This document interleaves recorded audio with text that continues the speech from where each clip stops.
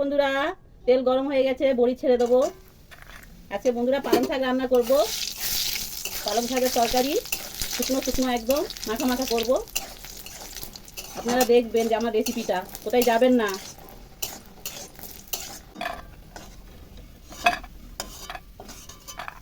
ওই তেলেই 5 ফোড়ন দিয়ে দেবো বন্ধুরা।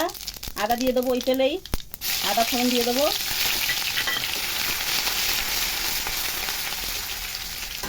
ওর সঙ্গেই সবজি দিয়ে দেবো বন্ধুরা। এখানে সবজি দেওয়া আছে বেগুন, শিম, আলু, মূলো, পালং শাক দিয়ে করবো, সব সবজি মিশিয়ে।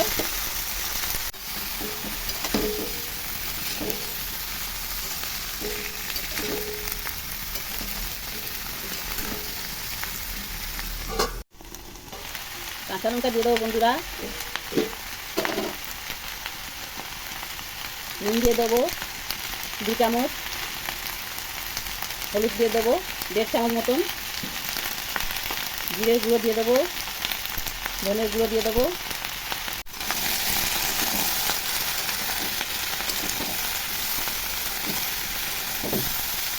সবজিটা একটু মজে গেলে তারপরে পালং শাকটা দেবো।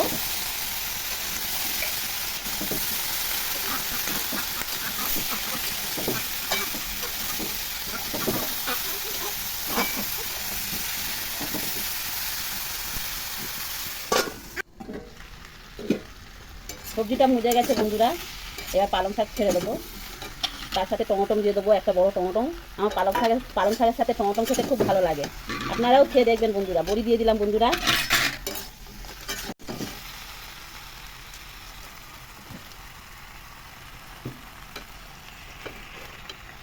একটু ঢাকা দিয়ে দিই বন্ধুরা, তাহলে মজে যাবে।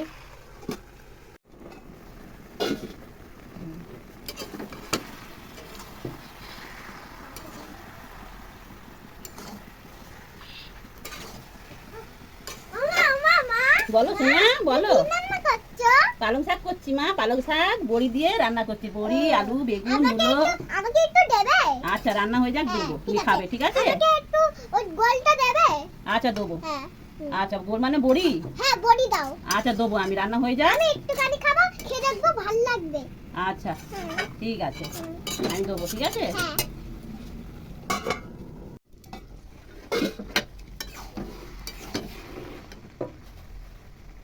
চিনি দিয়ে দেবো বন্ধুরা।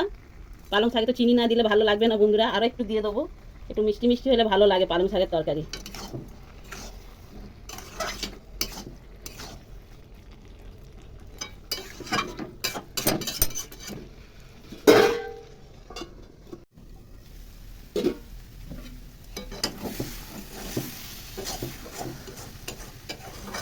আমাদের পালং শাকের তরকারি হয়ে গেছে বন্ধুরা।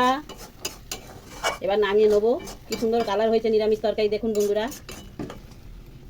আমাদের রেসিপিটা কেমন হয়েছে বন্ধুরা বলবেন। একটু ভালো পাশে থাকবেন, লাইক শেয়ার করে দেবেন বন্ধুরা, ফলো করবেন, সব সময় পাশে থাকবেন বন্ধুরা। আর আমাদের রেসিপিটা দেখবেন, আমাদের রান্নাটা দেখবেন, কোথায় যাবেন না কিন্তু। রেসিপিটা কেমন হয়েছে বলবেন। এই পর্যন্ত থাকলাম বন্ধুরা, নমস্কার।